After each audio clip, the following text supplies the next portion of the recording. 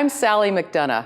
Welcome to LBA's Intro to Dough. Today, we're going to work with cinnamon rolls. And sometimes your cinnamon rolls are perfect, and sometimes they have problems. I'm going to take you through the 4 steps to perfect cinnamon rolls every time. Let's take a look at these. This one was overproofed and underbaked. Actually, these are the same cinnamon rolls. We're going to show you a couple of different ways to do them, but they have the same problem. Overproofed and then underbaked. And what happens when you overproof dough is the yeast actually starts eating the sugar out of the dough, so you can bake them for a long time and they're really not going to get brown if you let them overproof too much. So let's get to how to pan them up and how to bake perfect cinnamon rolls every time. So if you want those pull-apart, tall cinnamon rolls, you want to do them in a pan that has tall sides. You may want to do them in a cake pan if you want to do a few more at once. But the trick is you want to put them a little closer together. They're a yeast dough, so that they have to go somewhere. So if you put them in a taller pan, you always want a pan release first. And then what you want to do is put them in so they're about 1/2 inch apart. That way, it allows enough room for them to rise, but they will go up and give you a really nice, tall cinnamon roll. Now, if you need plate coverage and you want them to spread out for your little breakfast plate, you want to give them a little more room. So I would put 6 on this tray, 12 on a full sheet pan.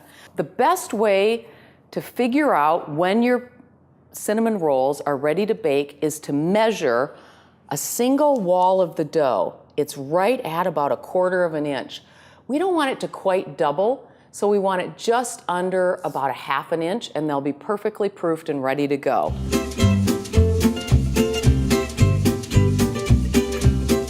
So there's basically 3 ways that you can proof cinnamon rolls. You can do them at room temperature, you can do them in a proof box, and they can take a little bit more heat, maybe 90 degrees, and still about 85% humidity, or you can put them in the speed rack cover with the boiling water on the bottom.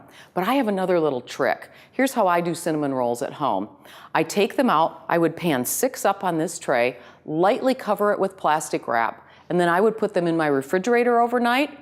The next morning, I bring them out, I warm my oven to about 90 degrees, take off the saran wrap, and actually put parchment on it, put them in that warm oven, shut the oven off, and in about 20 minutes, they have come to right where I want them, just under 1/2 inch. Then pull them out, get that oven warmed up to about 325, and they're ready to bake. So here's our cake pan cinnamon rolls. These are proofed and ready to go in the oven. You can see that a single wall is at about 1/2 inch, just under. These are perfectly proofed, ready to go.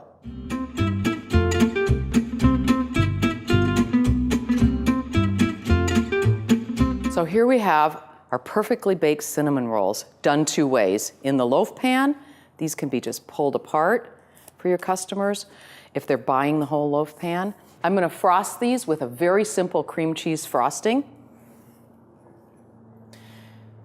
But I'm going to give you another little tip.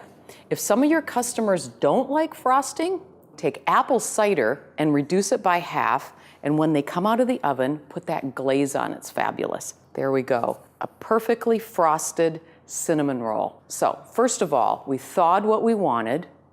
We panned them up, whether we wanted them tall or we wanted plate coverage. We let them rise until just under double, and we baked them off to light golden brown. There you have it.